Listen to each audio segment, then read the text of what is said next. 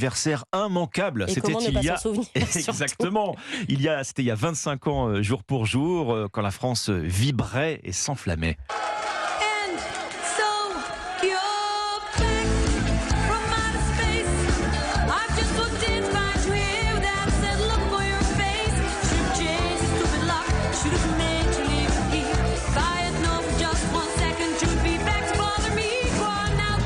Un tube devenu un hymne, les larmes de Zizou, Barthez, Deschamps, Desailly, Leboeuf, Djorkaeff, Lizarazu, pour ne citer que.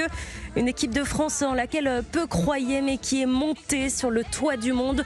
12 juillet 1998, France-Brésil. 3 buts qui ont marqué l'histoire. Cyril de la Morinerie. La France entière est championne du monde de football. Inoubliable commentaire d'Eugène Sacomano sur Europe 1. Les Bleus soulèvent devant le Brésil de Ronaldo leur première Coupe du Monde. Le lendemain, après une courte nuit, les nouveaux champions du monde se rendent donc sur les Champs-Élysées pour défiler. Laurent Blanc, dans le podcast Les Géants de Jacques Vendroux, se souvient très bien de ce moment. On prend ce bus découvert et les premières rues, mais il n'y a personne. Et tout d'un coup, on arrive en bas à la place de la Concorde.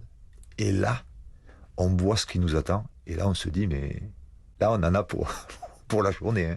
Et cette victoire est un tournant pour les 23 joueurs d'Aimé Jacquet, notamment pour Robert Pires, comme il le raconte sur Europe 1. Elle a littéralement changé ma vie, elle a littéralement changé ma carrière. C'est un cercle très fermé, d'être champion du monde. Les Bleus de 98 ont donc ouvert la voie, puisque 20 ans après, en 2018, Didier Deschamps, cette fois en tant que sélectionneur, a porté à la France sa 2e étoile.